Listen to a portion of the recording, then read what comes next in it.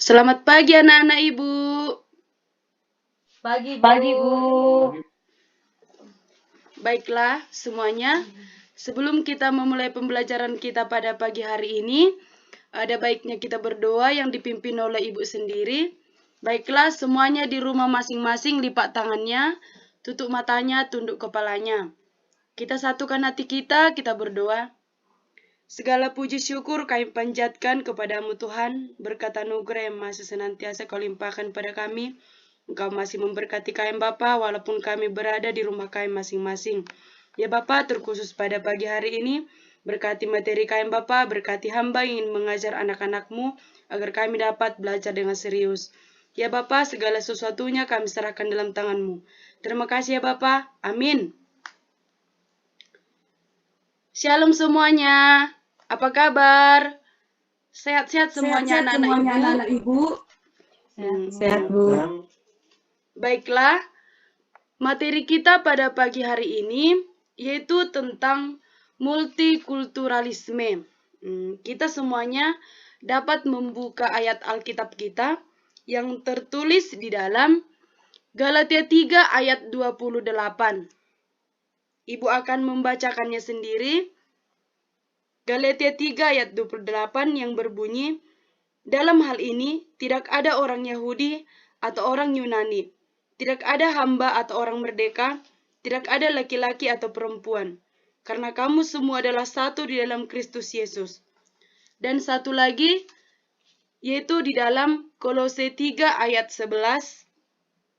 Ibu akan membacakannya juga, yang Kolose 3 ayat 11 yang berbunyi, dalam hal ini tiada lagi orang Yunani atau orang Yahudi, orang bersunat atau orang tak bersunat, orang barbar atau orang Skit, budak atau orang merdeka.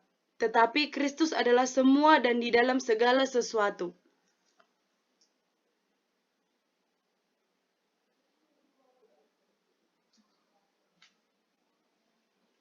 Oke, sebelum kita mengarah pada materi kita selanjutnya, Ibu mau bertanya, kita semuanya dapat berpikir di dalam hati masing-masing lewat rumah kita masing-masing. Menurut anak-anak Ibu, apa sih multikulturalisme itu? Ayo Ibu beri waktu 2 menit untuk kita berpikir masing-masing. Kita semuanya bisa buka buku kita masing-masing di rumah, ataupun kita dapat membukanya lewat Google. Apa itu multikulturalisme?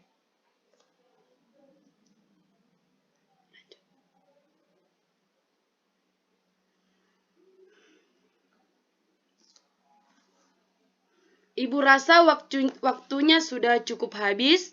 Ibu akan menjelaskan sedikit atau membacakan atau menjelaskan kepada anak-anak Ibu bahwa multikultur atau keberagaman budaya adalah fakta dalam masyarakat di mana orang-orang yang ada dalam masyarakat itu terdiri atas berbagai latar belakang, budaya, adat istiadat, kebiasaan, tingkat kehidupan, perbedaan geografis, bahkan perbedaan agama.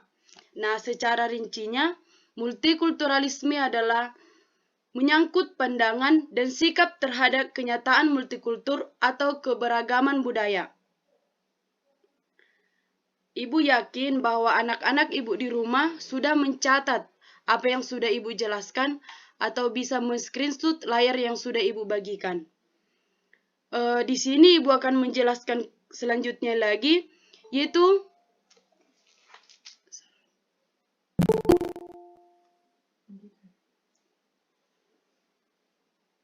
tentang masyarakat multikultur Indonesia.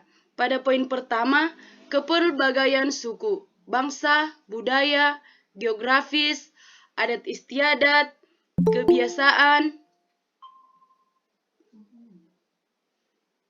Oke, Ibu ulangi. Bagian yang kedua, berbagai konflik dan pertentangan yang sering diikuti dengan kekerasan yang dipicu oleh berbagai perbedaan suku, budaya, adat istiadat, agama yang masih terjadi di Indonesia. Yang ketiga, yang dilakukan mencegah konflik, keadilan, dan kepastian hukum. Ibu harapkan semuanya anak-anak Ibu yang ada di rumah memperhatikan layar yang Ibu bagikan ya. Kita lanjut pada layar yang selanjutnya. Please.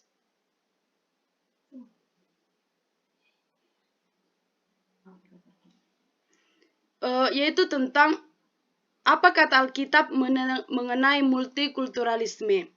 Kita semuanya dapat membuka dalam Alkitab kita sesuai dengan topik atau pandangan Alkitab, yaitu ada 4. Yang pertama kasih, kedua kebaikan, ketiga kesetaraan, dan keempat keselamatan.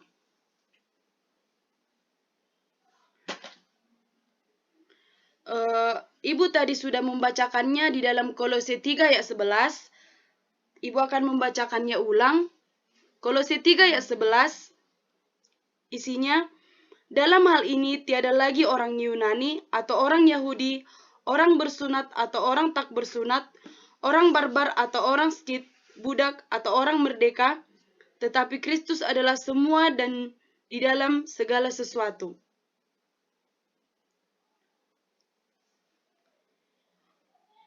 Kita masuk pada poin selanjutnya, hidup bersama dengan orang yang berbeda iman dengan multikulturalisme.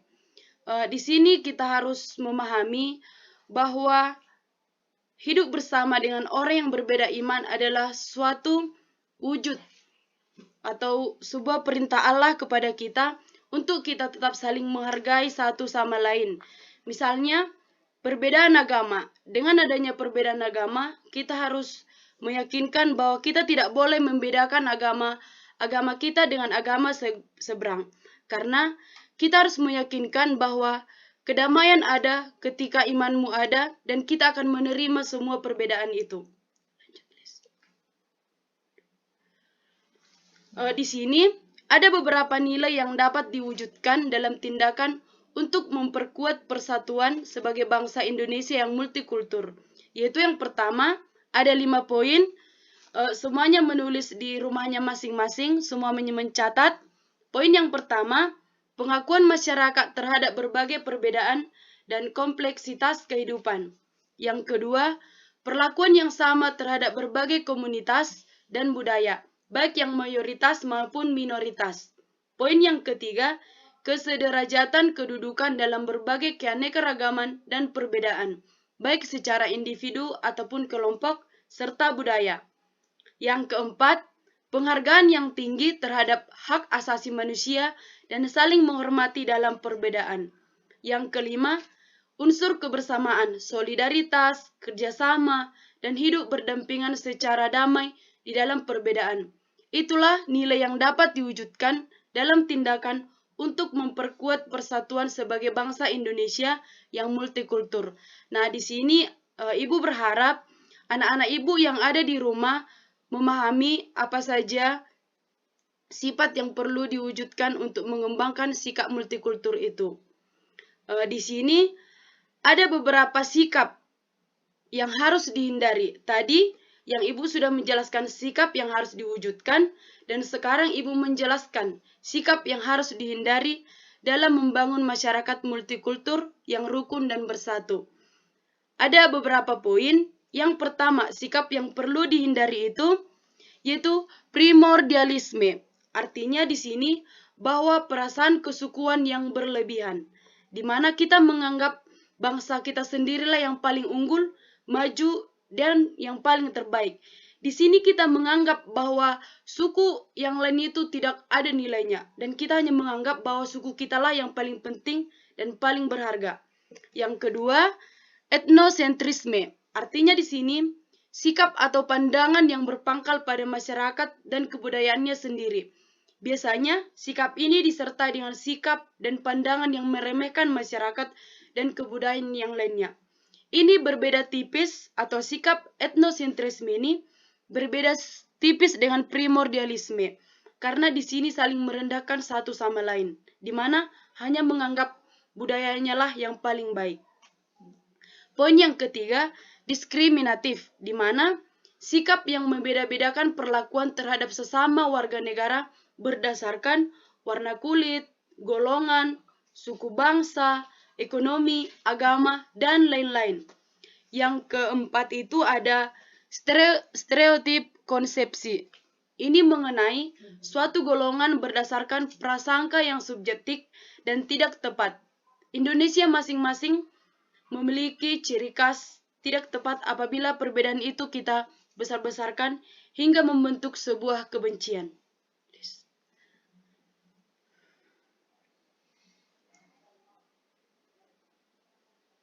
Dari semua penjelasan yang Ibu paparkan itu, di sini ada beberapa latihan untuk kita, dan Ibu berharap materi yang Ibu paparkan dari tadi itu kalian semua mencatat dan memahaminya. Di sini ada beberapa latihan yang ingin Ibu bagikan kepada kalian. Yang pertama, apa sih yang dimaksud dengan multikultur? Yang kedua, jelaskan perbedaan multikulturalisme dengan multikultur. Tadi Ibu sudah menjelaskan apa itu multikulturalisme, apa itu multikultur. Sekarang giliran anak-anak Ibu yang membahas atau mengerjakan di rumah apa yang menjadi perbedaan antara multikulturalisme dengan multikultur. Yang ketiga, apa saja sikap yang harus dihindari dalam membangun masyarakat multikultural yang rukun dan bersatu. Di sini juga Ibu akan membentuk kelompok. Walaupun dalam online kita akan tetap melangsungkan kelompok. Yang pertama ada 2 kelompok. Kelompok dari abjad dari nomor 1 sampai urut 10 yang dipimpin oleh Lilis Sartika Pasaribu. Yang kedua, kelompok kedua dipimpin oleh Jonathan Fernando Siahaan dari urut 11 sampai 20, yaitu ingat ya, kelompok pertama diketuai oleh Lilis, yang kedua Jonathan. Dengan tugasnya yaitu bagaimana ciri-ciri orang yang menjunjung tinggi multikulturalisme hidup bersama dengan orang yang berbeda iman.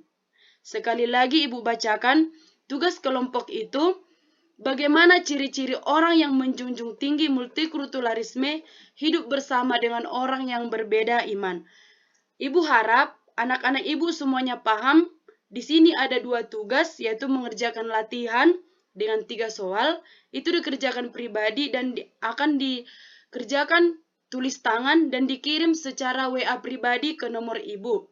Dan tugas yang kedua itu kerja kelompok. Ini juga ketuanya lah nanti atau perwakilan kelompok yang mengirim japrik sama WA Ibu. Nah, di sini demikianlah materi kita pada pagi hari ini. Ibu harap apa yang Ibu jelaskan dapat menambah wawasan kita masing-masing di rumah.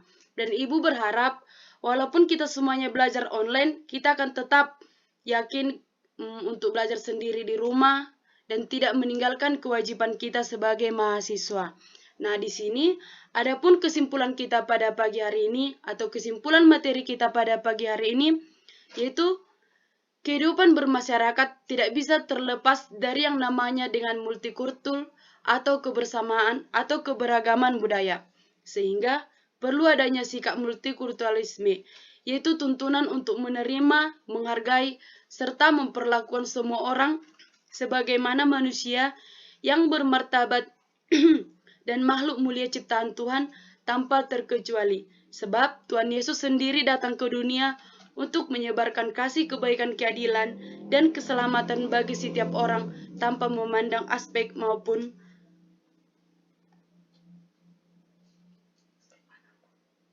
kesalahan jaringan, tanpa memandang aspek manapun.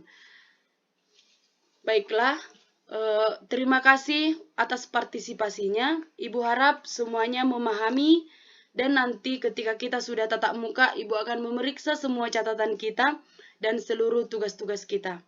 Baiklah, sebelum kita menutup pembelajaran kita pada pagi hari ini, nanti sekretaris kita, Lilis, bisa mencatat atau menulis nama-nama yang hadir di dalam pembelajaran kita pada hari ini melalui Google Meet kita yang hadir.